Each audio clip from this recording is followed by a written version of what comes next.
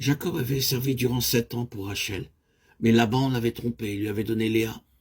Léa n'était pas l'objet du cœur de Jacob, il ne pouvait donc pas être satisfait par elle.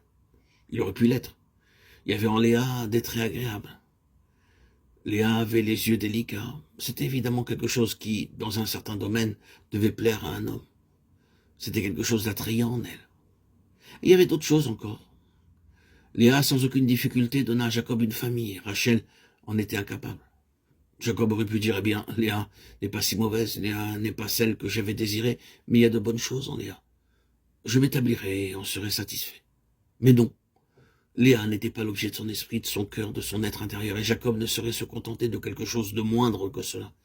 Il dit donc, je te servirai encore durant 7 autres années pour Rachel. Il double son labeur et fait le second 1000 pour avoir une épouse selon son esprit.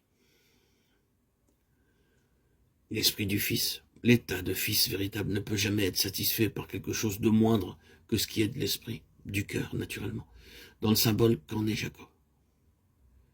Mais pour employer le langage du Nouveau Testament, par ce qui est selon l'esprit, Léa aurait pu être pour Jacob une épouse selon l'âme, selon la nature.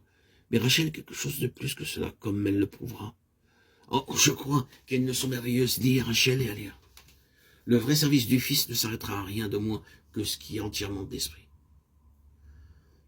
Le Seigneur Jésus, le vrai Fils, est serviteur de Dieu.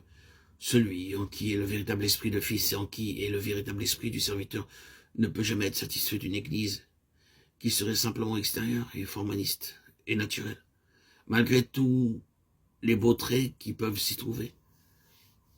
Lorsqu'il regarde cette Église en Asie, il peut dire comme Jacob avait pu le dire de l'air, oui, il y a là de très beaux traits, quelques très bonnes choses. Mais de même que Jacob, il dit ensuite, en fait, je ne peux pas être satisfait de cela. Ce ne répond pas à mon cœur, ce n'est pas selon mon esprit, ce n'est pas pour cela que j'ai travaillé, peiné et souffert. J'ai besoin de quelque chose de plus que cela, pour satisfaire mon sens le plus profond, le plus intime, de ce qui est vrai, de ce qui est bien, de ce qui répond à la pensée de Dieu. C'est ainsi que ce qui est bon doit être subordonné à ce qui est meilleur. L'esprit du service est toujours fixé sur la pensée tout entière de Dieu pour son Église, la fiancée, l'épouse, et ne saurait jamais être satisfait par quelque chose de moindre. L'état de fils agit dans cette ligne. Je ne sais pas comment il pourrait se manifester autrement que cela. Je suis tout à fait certain que si quelqu'un d'entre nous concertions à cet égard et nous demandions maintenant comment se fait-il que nous soyons si préoccupés de la pensée tout entière de Dieu pour son Église, tandis que nous en parlerions, nous serions obligés de reconnaître ceci. Ce n'est pas parce que nous avons entendu une série de méditations sur la nature de l'Église, ni même parce que nous avons trouvé dans la Bible ce qui en est dit. Non, c'est parce que le sens de la pensée divine à cet égard s'est révélé de manière vivante dans nos cœurs. C'est une action de l'esprit. Nous avons eu à rester ferme au milieu de beaucoup d'adversités suffisantes, d'opposition suffisante, de méfiance suffisante pour éteindre tout ce qui aurait été moindre que quelque chose venu de Dieu.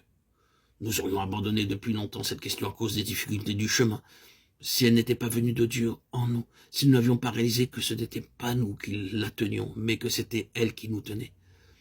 Nous n'avions pas entrepris quelque chose, c'est Dieu qui nous avait saisis dans cette chose, et que pouvions-nous faire? Pourrions-nous, à cause du prix à payer, à cause de la souffrance, pourrions-nous nous contenter des choses telles qu'elles sont dans le peuple de Dieu? Non, 1000 fois non. Il nous faut continuer.